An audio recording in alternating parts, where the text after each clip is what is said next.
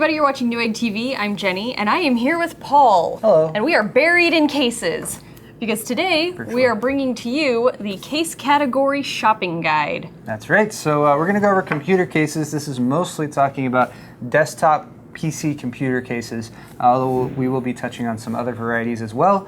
And I have asked Jenny to graciously pretend like she doesn't know anything about cases and ask me all the questions, even though she really actually already knows most of this stuff. So the way I like to start off thinking about cases is that they have three things that they do in my mind. One is the basic functionality. That's in taking the parts of your computer, giving them a home, something to keep them enclosed, to keep them protected from dust or static electricity or dogs or pets or, dogs or kids or pets or however you want to classify that, that might be getting into there.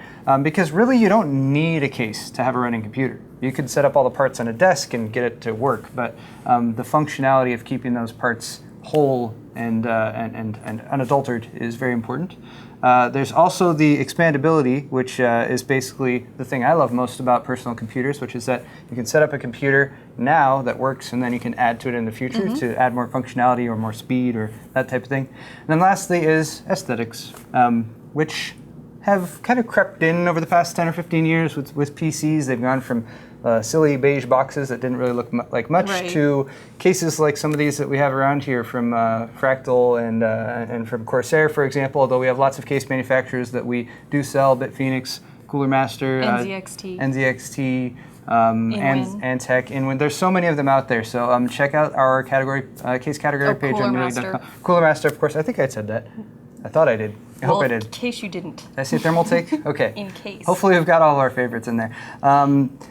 But yes, so check out our case category page on Newegg.com, and you'll find all of those manufacturers there. And you can use this video as a guide for if you don't know much about cases and you want to learn a little bit more. Right. So where shall we begin? I think the first thing we should begin with is the very beginning. Okay. Which is what you said, functionality. So as you said, your case is designed to house your PC components and gives them the structural integrity to survive in a day-to-day household situation. And so let's go over some functionality points. The first main thing I think we need to talk about is that all case sizes are different. That's true. And there's there's ATX, Micro ATX, Mini-Atx, E-ATX. That's true. And there's a few other motherboard sizes in there as well, but those are the main ones. And depending on what your motherboard size is going to dictate what size chassis, which is, DIY PC speak for case, you are going to want to choose. That's correct. So knowing what parts you're planning on putting in the computer is a good place to start. So if you've already chosen out your CPU, your motherboard, for example, the form factor of your motherboard, which is ATX, is kind of the standard. And we have some smaller form factor sizes as well as larger. Knowing that is going to be a great place to start for choosing your case. Again, most standard ATX cases, like the Fractal Define R4 that we have right over there, are going to fit a standard ATX size motherboard with room for all of the other components you'd need in the case, like power supply, fans, drives, video card, any cooling that you have set up as well. And that's kind of a good place to start. From standard ATX size, we can go up to extended ATX. Those are often called, you go from a mid-tower to a full tower, although the line is often blurred between those. Right. But for instance, this is a 760T, which I believe Corsair calls a mid-tower. I call it more of a full tower because it's so large. But full tower cases can go even taller than this, and they can handle tons and tons of drive cages and something like that. So mid-tower and full tower ATX are a couple standards. We also have smaller form factor case sizes. So for instance, right over here we have a Corsair 250D. That is designed for Mini-Atx motherboards, which is this, I won't say the smallest motherboard, but one of the smallest mainstream motherboards that you can actually set up a full system with. There's also, between Mini-Atx and full-size ATX, there's also Micro ATX, which is bigger than Mini but smaller than standard. Right, and definitely pay attention because not all Mini-Atx cases are also Micro ATX compatible.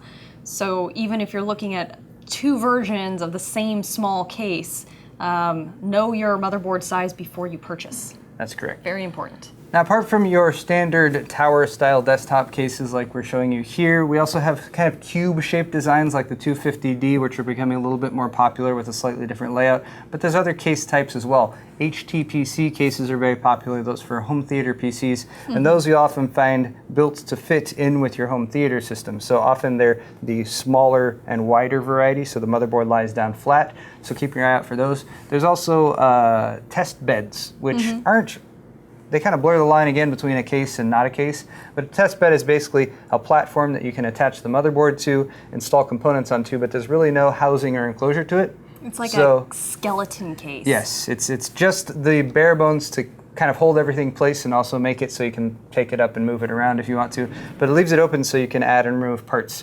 Those cases, people ask me sometimes, should I get a test bench? And I usually tell them, unless you're really like testing a new video card every few weeks or something like that, it's really not the best choice because it can get dusty and it doesn't provide as much protection as otherwise. But we have those as well if you guys are interested. Right, and test benches are actually so specialty that it's almost difficult to find them. That's true. So, Lian Li. Lee. They have a test bench, They do and that's another case manufacturer that I don't think we mentioned yet. We did not. Also a good one. And all right, so now that we've talked about the different sizes of cases, what are some of the pros and cons between choosing, a large full tower case or a mini case? Because as we know, Mini-Atx and Micro-Atx, smaller motherboard platforms, are getting more powerful. So is there still a benefit to choosing something larger? There's a give and take with either size you go with. So a large case is going to give you much more space to work in. So the actual build process itself of installing the parts, getting them plugged in where you need to, getting wires routed where you need to, there's just going to be a lot more room to work with. And usually, especially if you're a first-time builder, it's often good to go with just a standard full-size case because it will give you the most flexibility as far as where you can put things and also the most ease of installation as you're installing all of your parts.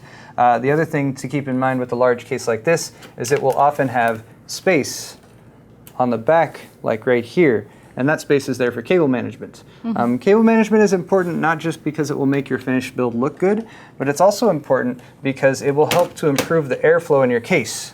And as we talk about cases and their functionality, airflow is one of the huge ones to keep air moving.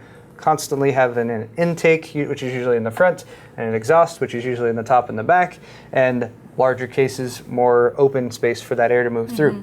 Smaller cases have the benefit of being portable, for one. That's probably their biggest benefit. You can pick them up and move them around. If you're in a college dorm or something like that, and you actually have a very tiny desk or not much space to work with, it's got a much smaller footprint.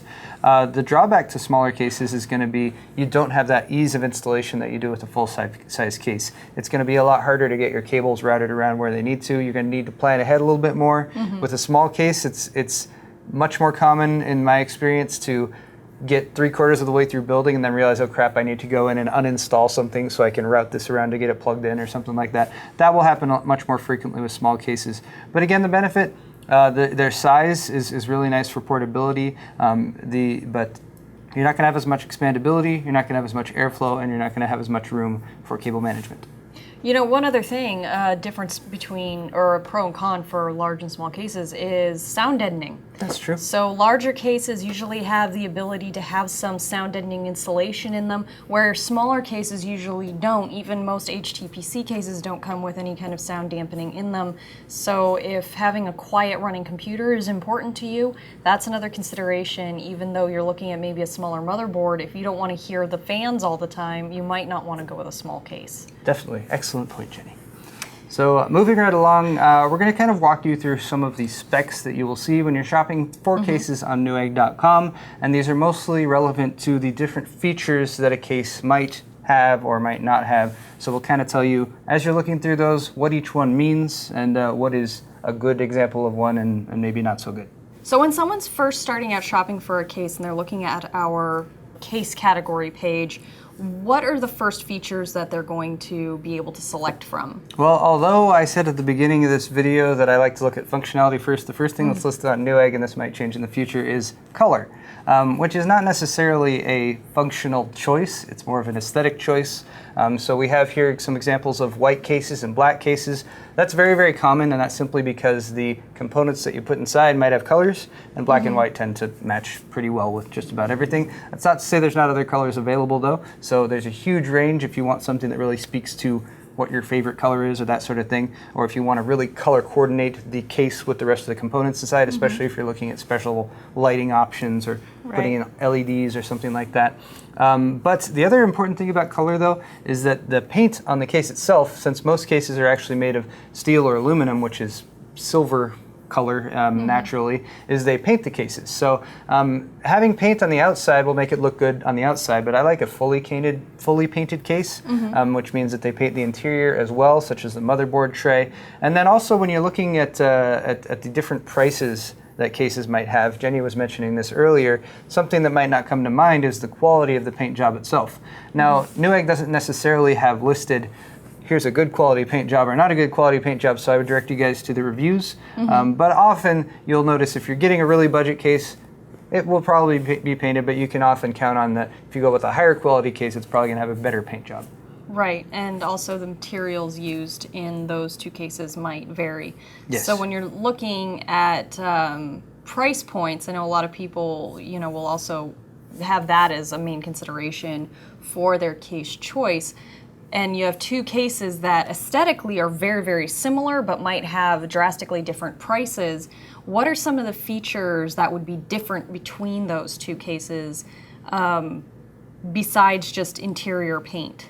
Well, all the cases are going to have the basic functionality for mounting points for all the hardware you would need. So you're going to be able to install a motherboard. You're going to have expansion slots at the back so you can install graphics cards or add-on cards. You're going to have a power supply mount in there somewhere.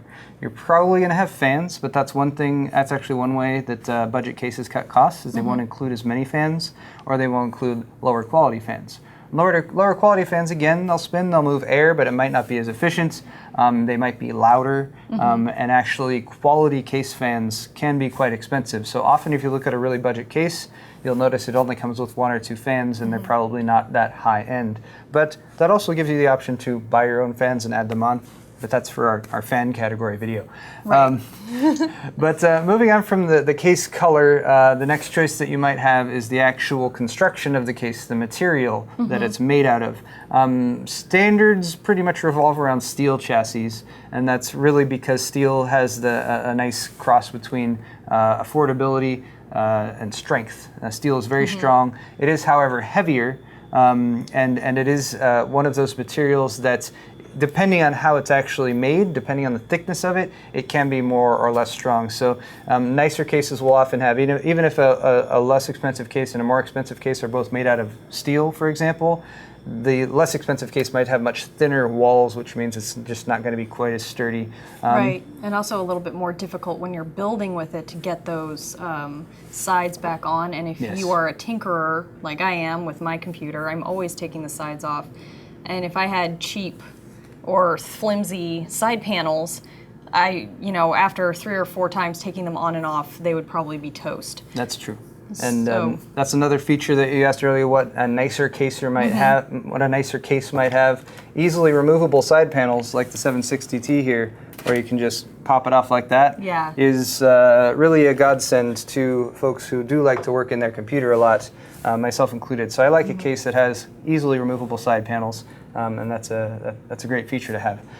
The other material that cases might be built out of, aside from steel, is aluminum. You'll find that very often. Actually, higher quality cases are often built out of aluminum. One of the great benefits there is that aluminum is going to be lighter. So if you want something that you can pick up and move around without too much difficulty, aluminum's a great way to go.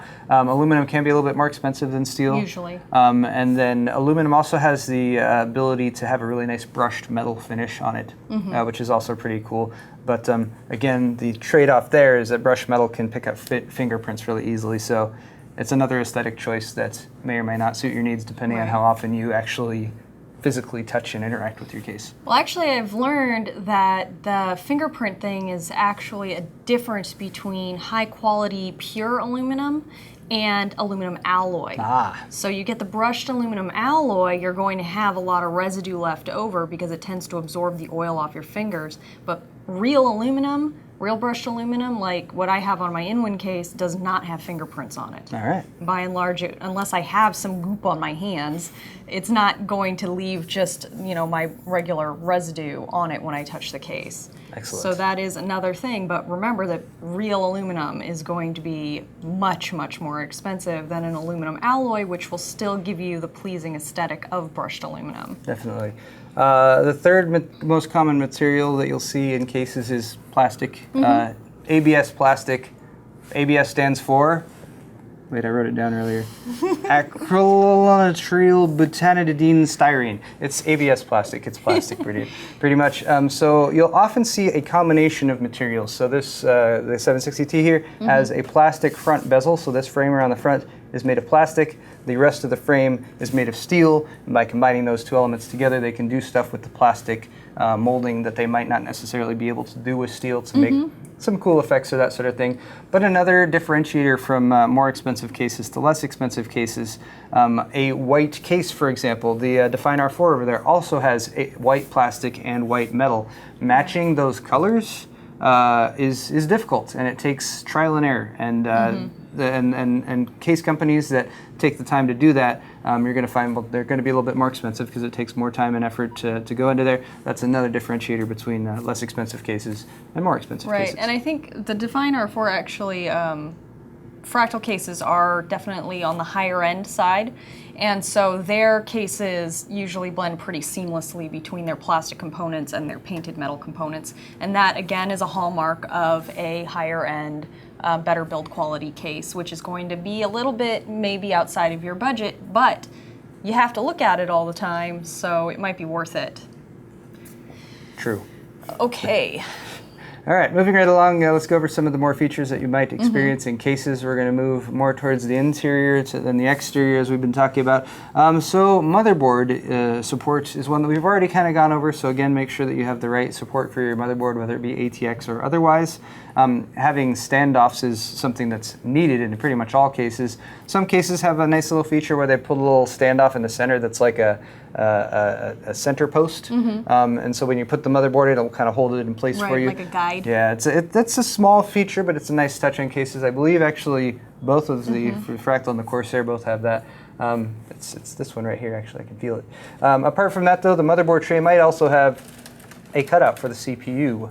So the CPU would be right here on the motherboard itself. For aftermarket CPU cooling solutions, often you will have to attach a backplate onto the motherboard itself, which is annoying if the motherboard's already installed in the case. You pretty much have to disassemble the whole thing. Right. So a CPU backplate cutout is really, really helpful for that, and it will allow you to, for instance, upgrade your cooling down the road without having to do that much disassembly. So that's another great feature for the motherboard tray. Moving on from there, though, let me actually open up this case entirely so we can do more visual aids. Next to the motherboard tray, you have expansion slots, and these are add-on cards that you might add to the motherboard. The most common one is going to be a graphics card for gaming systems, but all manner of cards, whether you're talking about a video capture card, a RAID card, sound card, adding more USB or wireless connectivity, anything like that can go in those slots. So having expansion slots will mean you can add more components. The standard ATX form factor is going to have 7, potentially 8 expansion slots, and if you have more, it means that even if you're going for like a high-end, say, 4-way SLI configuration or something like that, that last card, even if it's longer than the motherboard itself, if you have an expansion slot down there, you can still install it and everything. So the number of expansion slots is going to be dictated primarily by the height of the case, if you're talking about a vertical mount motherboard like this one, but double check that, especially if you really have plans to install lots of add-on cards. Moving on from there, we have drive bay support. Right. Because all computers are going to have some form of storage, permanent storage, and drive bays come in 3 different flavors right now. They're pretty much assigned by their size. So we have 5 1/4 inch bays, and that is primarily for optical drives. This is a 5 1/4 inch bay right up here. A 5 1/4 inch bay can also be used for a hot swap bay for a hard drive or an SSD, for example, or fan controllers are very popular things to put up there. Or if you're going for a water cooling system, you can actually use a double width, or sometimes even single or triple width 5 1/4 inch bay for a reservoir, which is kind of cool on the front because then you can see your coolant for your liquid cooling system and everything. Other drive bays, at least in the 760T here, are located down here. So apart from 5 1/4, which is again for optical drives and those other things, these 3.5-inch drive trays are going to be primarily for mechanical hard drives. Mechanical hard drives, which are going to be for mass storage. They're not as fast as SSDs, but they're still very, very much needed in computers. So this tray right here actually can fit a 3.5-inch drive in there. And then the third form factor is 2.5-inch drives, and this tray can actually support either. So these 4 mounting holes right there for 2.5, the wider section here is for 3.5, and then this case also has dedicated 2.5-inch trays, which are located right here at the back. And Corsair did that so that if you put a Corsair SSD in there, you can see it nice and pretty through your side window. But dedicated 2.5-inch drive bays you won't find quite as often. Most frequently what you'll see is 3.5-inch / 2.5-inch drive bays. And just count those up and count up how many drives you plan to install now or in the future, and make sure you've got enough bays. And now sometimes those drive bays, the additional ones, can be removed. Yes. And I actually have here, this is one of the extra drive bays from this case. So this is another feature that distinguishes, you know, a more budget case from a more high-end case. Typically, high-end cases will have removable drive bays, and that's excellent if you want to put in maybe custom water cooling or something like that. Getting rid of, you know, a drive cage that you're not utilizing will create more room for something custom inside. So I would say probably a good thing to think about when you're purchasing a case and budgeting for a case is, if you want that case to kind of grow with your PC and your intentions for your PC over time, you may consider something like that as a, you know, must-have. And then one last thing that since you brought this out, this drive bay tray is made of metal. Which means it's stronger than a plastic one. So again, metal generally accepted as better than plastic in a lot of situations, but that's just another one of those things that you get with a more expensive or a higher end case, is sturdiness via metal trays. The next internal component we have to discuss is the power supply. Power supplies again conform to the ATX standard, which is the mount at the back of the unit itself. Those are pretty much set, so the actual size up to down and left to right of the power supply is going to be the same for all ATX power supplies. However, depth is somewhat important, particularly if you're in a smaller case like this one. And this case has kind of a unique power supply mount, does it not, Jenny? It certainly does, Paul. No, there's a cage here in the bottom, and actually this power supply is mounted in the bottom of the case, which is pretty typical, but what's not typical is that the motherboard tray is actually on top of it. So this one actually does have a restricted size. Was this a standard ATX power supply in this case? It is standard ATX, but you'll notice often a length that is also listed for power supply, so that's the length this way, front to back. So 140 millimeters is about the smallest that it gets, but you'll notice often, especially if it's a case that's smaller but you might have a limitation there, they might specifically say on the case specs, this can support power supplies up to X length. The other nice thing to have about power supply mounts is some rubber stands for the power supply to sit on top of. Most power supplies have fans in them, so they move and spin and rotate. So having a little bit of sound and noise, some noise dampening and vibration dampening built into the case itself is also very helpful. Right, and if you guys want to know more about power supplies, how to pick your power supply, we do have a power supply category video that you can check out. Yes, we do. You know, make your decision there, because there are a few differences in power supplies, and for smaller cases they do make smaller power supplies, so you're going to want to know the differences with those. Definitely. Moving on from power supplies, if we can go back over here to our full-size case, most of them are going to mount on the bottom right here. Some can mount up in the top as well, but wherever the power supply is, you're going to have cables coming from that power supply that you need to route over and plug into drives or plug into the motherboard to make sure things have power. So cable management is the next thing that is very important in a case, and again, a case having a nice wide area here in the back to store and route the cables is excellent. Having grommeted holes like these, or just spaces in general without the grommets. The grommets are kind of another one of those premium features. So you can pass those cables back here to this area where airflow is not quite as important, tie them down and get them all routed properly. So cable management is very important in cases. And not only can you have grommets, but you can also have these little notches that they pop out of the metal of the motherboard tray itself, where they can put various places on the case. And that will help you to have other places where you can use zip ties or twist ties to tie down those cables and get them pretty much out of the way so they don't conflict with airflow or conflict with you being able to close the other side panel of the case. Right. So the next thing we need to talk about is actually ventilation and airflow, and why is that important? Excellent. So ventilation and airflow, we've already discussed a little bit today, but just to focus, you're going to have fans in any case, and the fan's job is to take air in and intake somewhere, and to also exhaust air somewhere else. So the air coming in is going to be cooler, the air being exhausted is going to be warmer from the raised ambient temperature of the components in the case and the heat that they give off. So typically tower style cases are going to have intakes up at the front. They're going to have exhausts in the top up here or at the back there. And most standard size fans are going to be either 120 millimeter or 140 millimeter. And that's measured from from side to side, I should say. We also have larger size fans like 180 millimeter, 200 millimeter, 220 millimeter. I do like large fans because they can spin at a slower RPM, make a lot less noise, and they can still move a lot of air. So that's another thing that you might be interested in if you're looking at a case. Then the other thing to note about fan mounts is they can often double as radiator mounts. So if you're looking to possibly install, say, a closed loop CPU cooler, or if you're looking to do a water cooling system or something like that in the future.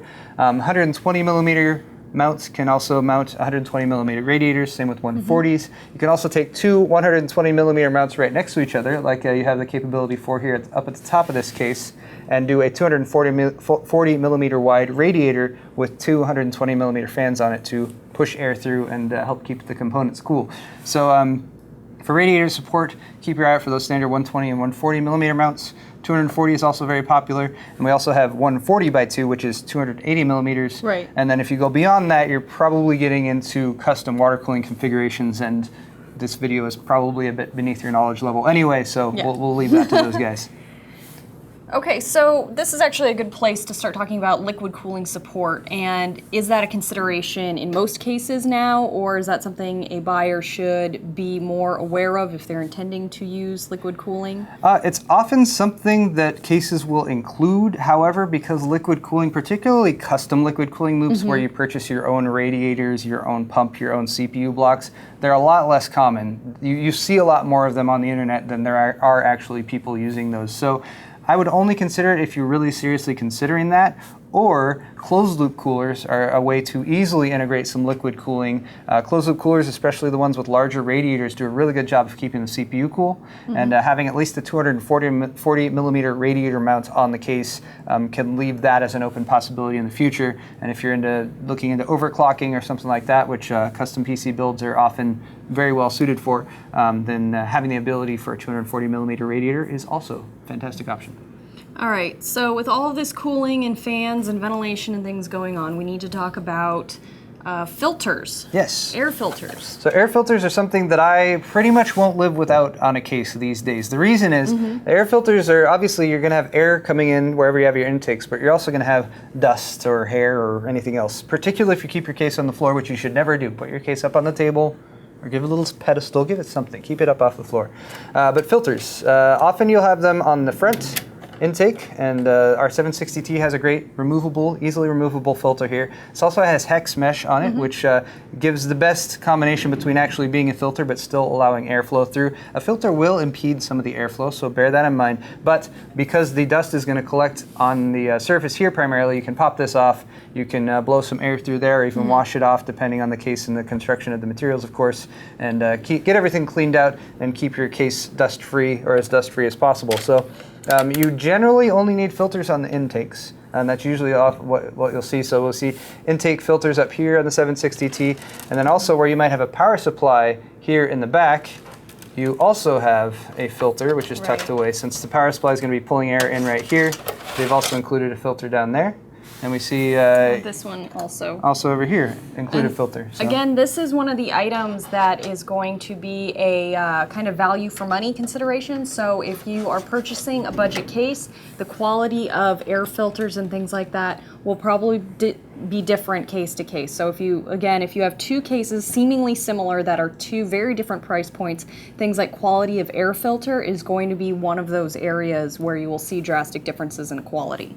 And them being easily removable is another thing. Some cases will have filters, but they might actually be screwed in with Phillips head screws or something like that, which just makes it a little bit more of a hassle to pop them off to clean out the dust. Or they can be really cool and stuck on with magnets, like this one is. Of course, Sarah's been using magnets on their filters lately, I love which is kind of fun too.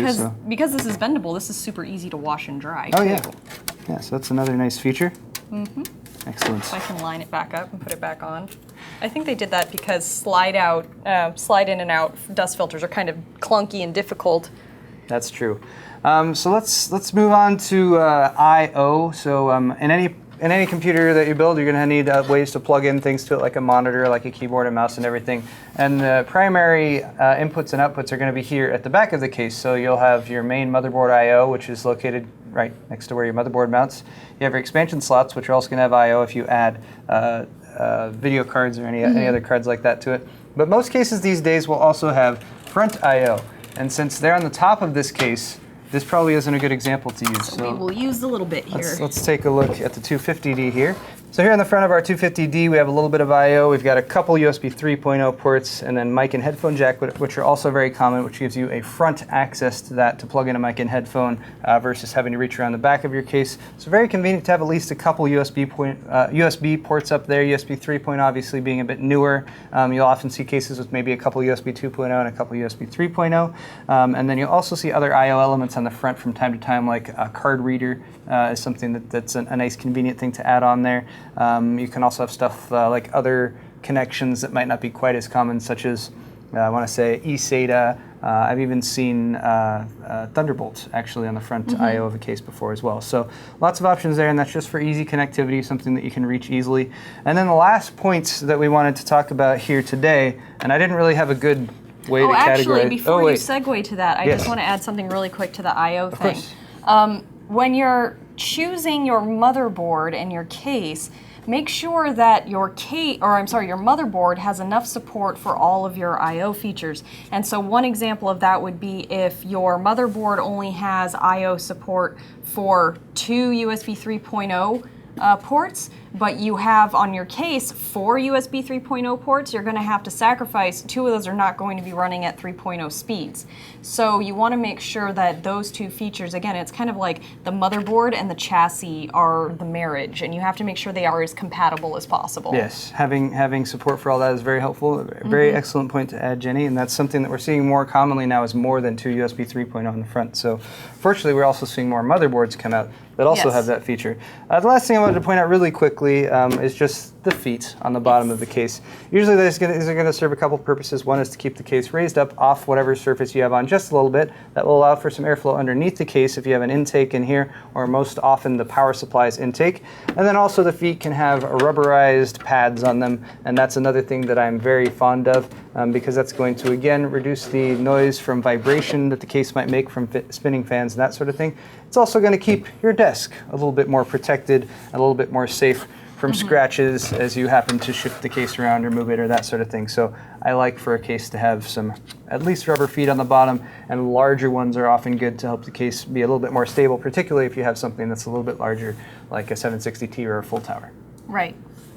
But I think that's all. I think that's nicely wraps that up. All right, so just to sum up, cases are for computers, and watch this video again if you want to learn all of the information that you just learned. But this has been our Newegg TV presentation of the Newegg.com case category shopping guide. Jenny, thank you so much for helping us out today with this video. You're welcome, Paul. It was a lot of fun. All right, and if you guys enjoyed this video, go ahead and hit the thumbs up button and leave us a like. If we missed anything, because cases are so variable and have so many features, I'm sure we did, let us know in the comment section down below, because we always want to make sure that we catch up with all that. And as we do possibly more of these in the future, we can add that stuff in. So thanks again for watching, guys. We'll see you all next time.